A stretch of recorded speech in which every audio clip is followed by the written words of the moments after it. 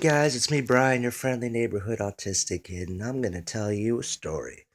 I had some time to kill. I've had a lot of time to kill lately, actually, because, I've just been filming a lot and editing a lot, footage that I've been working on with my buddy Brandon and his whole, up and coming DF group, which is a rap group. I know a lot of you have been following up on that, and there's just a lot of cool shit going on. But anyway, like I said, I had some time today, and I just feel like telling a story.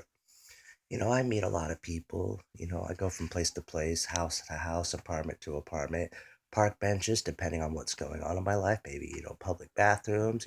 Sometimes you just gotta sleep, and it doesn't really matter where you sleep. The struggles are real. But anyway, so this one time I lived in a house in Sumner, and there was a few of us that lived there. And when I got there, they told me that there was this other guy that lived, excuse me, that lived in the room that was adjacent to mine on the downstairs level. And I was like, well, that's cool, because I can meet this guy and logically, in theory, we could be friends maybe. And anyway, so the first night I was there, I was drinking. I get drunk a lot.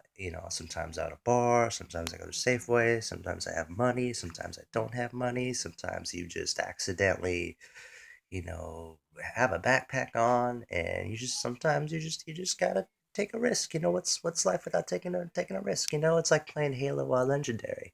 That's enough to piss anybody off. I mean, that shit is no joke. But anyway, so I wake up, and I'm like hungover, right? And I was really really hungry, because I was hungover and I'd been drinking. So I was like, shit, I'm gonna go make some breakfast. It's gonna be dope as fuck, right? So then I was making breakfast, I went upstairs and I was listening to like Journey, and I had the spatula in my hand and I'm like flipping eggs and I'm like, don't stop believing, and I'm making toast and shit. And anyway, I hear someone come up the stairs and I'm like, well, cool, it's this guy. I can finally meet this guy. Well, long story, but a great story. And this is his name was Nick, and this is the story of Nick. So yeah.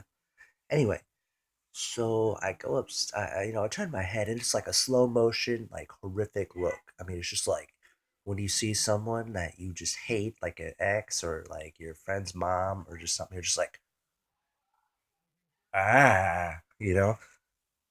This guy is wearing his nothing. He's not wearing anything except for boxer shorts. I mean, this dude's like 30 fucking years old, right?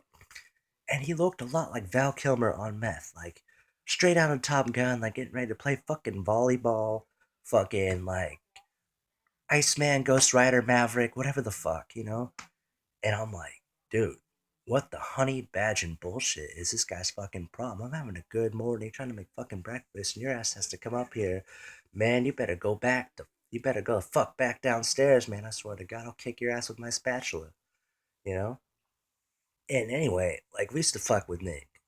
Like, we used to, like, take his shit and, like video games, things like that. Just small little tidbits of, things, but we did it really consistently. And he'd always be like, "Did you guys take my stuff?" And we'd just be like, "Nope, don't know what you're talking about. I have no idea. I wasn't even here today, but I've been here all day, and I still don't know what's going on."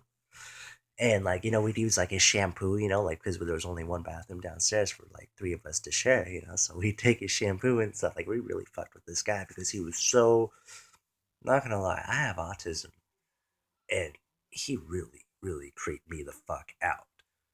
I mean, like, so bad. It was like I can't even explain it.